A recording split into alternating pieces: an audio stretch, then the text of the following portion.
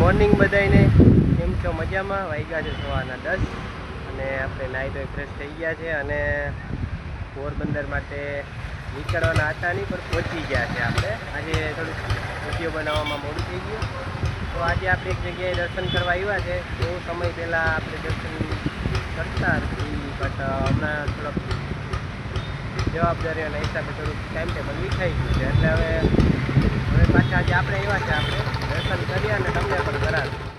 આ પુલ છે આપણો જૂનો, તમને યાદ જ હશે. હવે તો અહીંયા પેલું આવવા જવાનું બંધ કરી દીધું છે, નવો પુલ બની ગયો છે બાજુમાં. એટલે તો આ પુલને પણ આજે આપણે પહેલાં પોરબંદરમાં એક નામ હતું, આ પેલું આના ઉપર જ બધું ચાલતું હતું. હવે આજે નવું આવી ગયું એટલે જૂનાની તો કંઈ મહત્ત્વ છે નહીં. તો ચાલો બતાવો આ પુલ.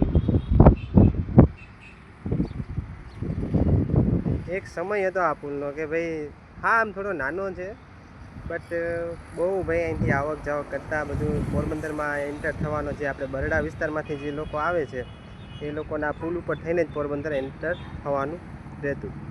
તો આ બાજુ જો નવો પુલ બની ગયો છે, એ તો ઘણા સમયથી બનેલો જ છે. આજે આપણે આવ્યા છે અહીંયા, તો આ પુલ પર પણ થોડુંક જોઈ લઈએ.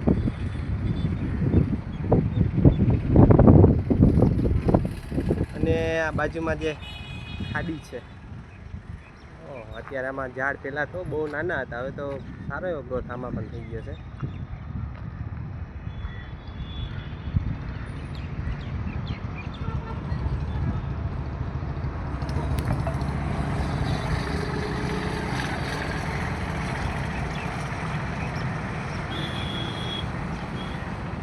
બંધ કરી દેવામાં આવ્યો છે. પહેલાં હજી થોડું આવક જાવક ચાલુ હતી, હવે તો બંને સાઈડ દિવાલ બનાવી દીધી છે, એટલે આવવાનું થતું જ નથી.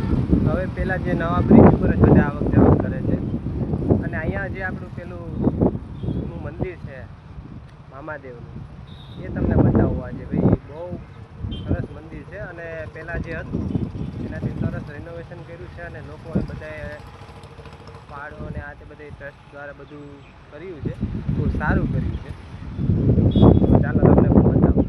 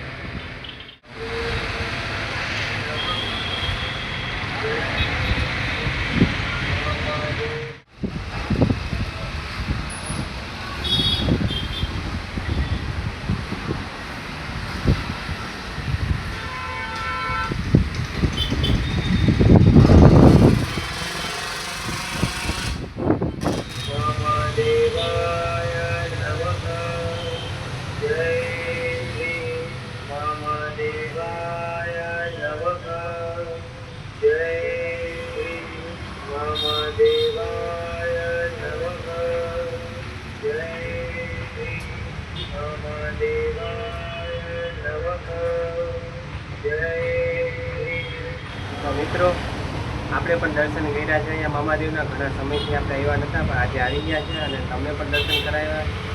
અને બહુ જૂના કાળનું મંદિર છે. પહેલાં અહીંયા નાનું એવું પેલા સાઈડમાં જે જગ્યા છે એમાં મામાદેવનું મૂર્તિ સ્થાપન હતું, પણ ધીમે ધીમે પછી સમય ગયા હતા.